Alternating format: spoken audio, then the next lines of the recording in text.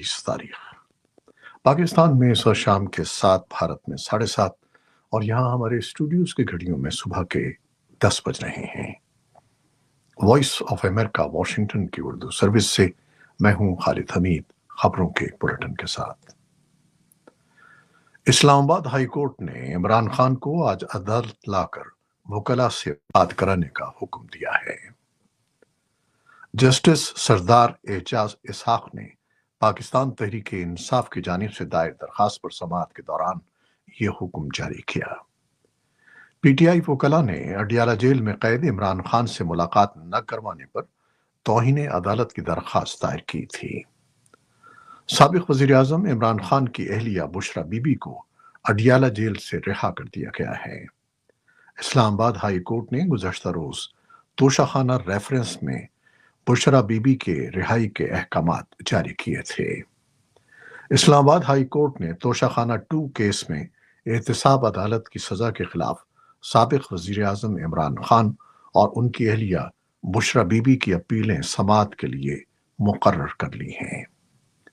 Chief justice Aamir Farooq और justice मियां गुल हसन औरंगजेब पर मुश्तमिल डिवीजन बेंच 29 अक्टूबर को अपीलों पर समाअत करेगा। अमरीका के मुताद्दिद अरकान ने कांग्रेस की जानिब से सदर बाइडन को लिखे गए खत में पाकिस्तान के साबिक वजीर आजम इमरान खान की रिहाई का मुतालबा किया गया है। अमरीकी ऐवान नुमाइंदगान के रुकन ग्रेग कैसर की जानिब से लिखे गए खत पर दर्जनों अरकान कांग्रेस का दस्तखत हैं। अरकान कांग्रेस ने खत में इस्तिफसार किया है कि मुसल्लिमा इदारों की जानिब से पाकिस्तान के अंदर इंसानी और जमहूरी हुकूक की खिलाफ वर्जियों के काबिल भरोसा इल्जामात के पस मंजर में क्या अमरीका पाकिस्तान की एजेंसियों और फौज के सरबराह जनरल आसिम मुनीर के साथ ताल्लुकात रखे हुए है। इस पर अपने रद्द-ए-अमल में पाकिस्तान के दफ्तर खारजा की तर्जुमान ने इमरान खान की रिहाई के लिए अमरीकी कांग्रेस के खत से मुताल्लिक एक सवाल का जवाब देते हुए कहा कि पाकिस्तान और अमरीका के दरमियान ताउन पर मबनी देरीना ताल्लुकात हैं, ताहम पाकिस्तान के अंदरूनी मामलात पर तबसरा करना सिफारती उसूलों की खिलाफ वर्जी है और ऐसा खत बाहमी एहतराम के तनाजुर में दोनों ममालिक के लिए नुकसानदेह है। तफसीलात हमारे सोशल मीडिया प्लेटफॉर्म्स पर।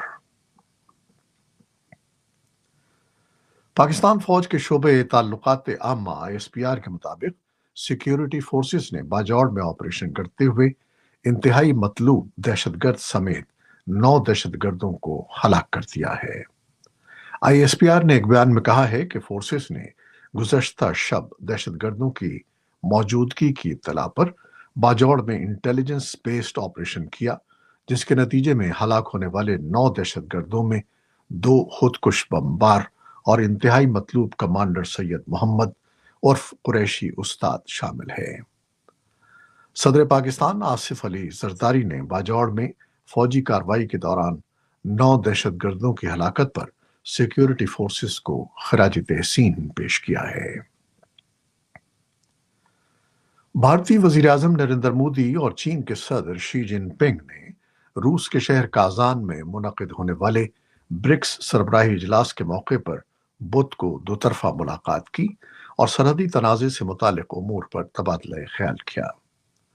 क़ब्ल अज़ीं दोनों मुल्कों ने LAC पर गश्त से मुतालिक एक मुआहदे का ऐलान किया था। इस मुलाकात पर भारतीय मीडिया में काफ़ी गुफ्तगू हो रही है और तज्ज़ियाकार फ़रीक़ैन के दरमियान मुआहदे और दोनों रहनुमाओं की मुलाकात के असबाब को जानने की कोशिश कर रहे हैं। वो मुआहदे और मुलाकात को बहुत ज़्यादा अहमियत देते हैं और कहते हैं कि बाहमी ताल्लुकात को मामूल पर लाने के लिए ये एक बड़ा कदम है। ताहम उनका यह भी कहना है कि दोनों मुल्क कशीदगी को कम करने की कोशिश कर रहे हैं, लेकिन अभी बहुत आगे जाना होगा। ब्रिक्स रहनुमाओं ने तालिबान हुकूमत से मुतालबा किया है कि वो अफगानिस्तान में लड़कियों की सानवी और आला तालीम पर आयद पाबंदी को वापस ले। रूस के शहर काजान में ब्रिक्स 16वें सरबराही इजलास में 3 रोज़ा बहस के इख्तिताम पर जुमेरात को 133 निकाती एलामिया जारी किया गया। اعلامیے میں طالبان حکومت پر زور دیا گیا کہ وہ افغانستان میں مزید واضح اور قابل تصدیق اقدامات کرے تاکہ اس بات کو یقینی بنایا جا سکے کہ افغانستان کی سرزمین دہشت گردوں کے زیر استعمال نہ آئے۔ اعلامیے میں کہا گیا ہے کہ ہم علاقائی سلامتی اور استحکام کے لیے افغانستان میں فوری طور پر پرامن حل کی ضرورت پر زور دیتے ہیں۔ اعلامیے میں کہا گیا ہے کہ ہم علاقائی پلیٹ فارمز اور افغانستان کے پڑوسی ممالک کے بنیادی اور مؤثر کردار پر زور دیتے ہیں اور اس طرح کے علاقائی پلیٹ فارمز کی کوششوں اور افغان تصفیے میں سہولت فراہم کرنے کے اقدامات کا خیر مقدم کرتے ہیں۔ روسی صدر ولادیمیر پوٹن نے جمعرات کو کازان میں برکس سربراہی اجلاس سے خطاب کرتے ہوئے کہا کہ مشرق وسطی مکمل جنگ کے تہانے پر ہے۔ پوٹن نے کہا کہ غزہ میں ایک سال قبل شروع ہونے والی فوجی کارروائی اب لبنان تک پھیل چکی ہے، جس سے خطے کے دیگر ممالک بھی متاثر ہیں۔ پوٹن نے کہا کہ اسرائیل اور ایران کے درمیان محاذ آرائی کی سطح میں تیزی سے اضافہ ہوا ہے اور ایک آزاد فلسطینی ریاست کے قیام تک مشرق وسطی میں تشدد ختم نہیں ہوگا۔ سربراہی اجلاس میں فلسطینی رہنما محمود عباس نے بھی شرکت کی۔ امریکی وزیر خارجہ اینٹونی بلنکن نے جمعرات کو کہا کہ غزہ میں جنگ بندی تک پہنچنے کے لیے مذاکرات کار آنے والے دنوں میں ملاقات کریں گے۔ انہوں نے ایک بار پھر اسرائیل اور حماس سے معاہدے کا مطالبہ کیا۔ بلنکن نے اہم ثالث قطر کے ساتھ بات چیت کے بعد صحافیوں کو بتایا کہ ہم نے اس عمل کو آگے بڑھانے کے لیے آئندہ اقدامات سے فائدہ اٹھانے کے لیے آپشنز کے بارے میں بات کی ہے۔ گزشتہ سال جنگ کے آغاز کے بعد سے بلنکن کا خطے کا یہ 11واں دورہ ہے۔ بلنکن نے فلسطینیوں کے لیے مزید $135 ملین کی امداد کا اعلان کیا اور خبر رساں ادارے رائٹرز کی اطلاع کے مطابق فرانسیسی وزیر خارجہ ژان نول نے کہا کہ لبنان کی حمایت میں پیرس میں ایک بین الاقوامی کانفرنس منعقد ہوئی ہے جس میں انسانی امداد کے لیے $800 ملین اور ملکی فوج کے لیے مزید $200 ملین جمع کیے گئے ہیں۔ اور غزہ کی سول ڈیفنس ایجنسی نے جمعرات کو کہا کہ اسرائیل کی جانب سے حماس کے عسکریت پسندوں کو دوبارہ منظم ہونے سے روکنے کے لیے کیے جانے والے حملے کے 19 دنوں میں 777 سے زیادہ فلسطینی ہلاک ہو چکے ہیں۔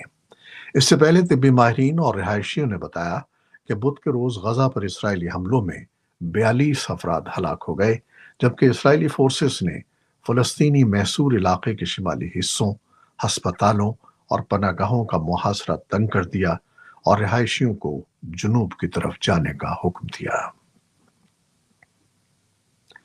جنوبی کوریا کے صدر یون سک یل نے جمعرات کو کہا کہ جنوبی کوریا روس کے ساتھ جنگ میں یوکرین کو ہتھیار فراہم کرنے کے بارے میں اپنے موقف کا جائزہ لے گا۔ اس سے پہلے سول نے شمالی کوریا پر ماسکو کی افواج کی حمایت کے لیے فوج بھیجنے کا الزام لگایا۔ یون نے سول میں پولینڈ کے صدر آندرچ ڈوڈا کے ساتھ ایک مشترکہ پریس کانفرنس کے دوران کہا کہ اگرچہ ہم نے مہلک ہتھیاروں کی براہ راست فراہمی نہ کرنے کے اصول کو برقرار رکھا ہے، لیکن ہم شمالی کوریا کی افواج کی کارروائیوں کے پیش نظر اس پر نظر ثانی کر سکتے ہیں۔ آج پولیو کا عالمی دن منایا جا رہا ہے۔ پاکستان میں انسداد پولیو کا پروگرام 30 سال سے جاری ہے، لیکن ملک سے پولیو ختم نہیں ہو سکا۔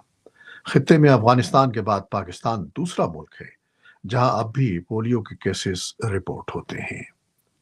انسداد پولیو پروگرام سے منسلک ایک اعلیٰ عہدیدار نے امریکی نشریاتی ادارے CNN کو چند روز پہلے بتایا تھا کہ مختلف وجوہات کی بنا پر اس برس تقریباً 10 لاکھ بچے پولیو ویکسینیشن سے محروم رہ گئے ہیں۔ پاکستانی حکام کے مطابق صرف اس ماہ کے دوران پولیو کے 1 درجن سے زیادہ کیسز سامنے آئے ہیں۔ پاکستان کے انسداد پولیو پروگرام کے مطابق ملک کے مختلف علاقوں میں جاری تنازعات، سیاسی عدم استحکام، دور دراز علاقوں تک رسائی نہ ہونا اور ناقص بنیادی ڈھانچے کی وجہ سے اس بیماری کو ختم کرنے میں چیلنجز کا سامنا ہے۔ پولیو کے عالمی دن کے موقع پر ہمارا ٹیلی ویژن پروگرام ویو 360 دیکھیے۔ یہ تھیں وہ خبریں جو فیس بک لائیو پر ہم نے آپ کے لیے پیش کی۔ ہماری ویب سائٹ، یوٹیوب اور پوڈ کاسٹ پر یہ بلیٹن آپ کے لیے پوسٹ کر دیا جاتا ہے۔ آپ ہمارے بلیٹن کو شیئر کرتے ہیں اور اپنے کمنٹس میں اپنی محبتوں کا اظہار کرتے ہیں، جس کے لیے ہم آپ کے بے حد ممنون ہیں۔ اپنی ان کاوشوں کو جاری رکھیے گا۔ نیوز پروڈیوسر سعدیہ بطول اور نیوز ایڈیٹر بہجت جیلانی کے ساتھ خالد حمید کو اب اجازت دیجیے گا۔ اللہ حافظ۔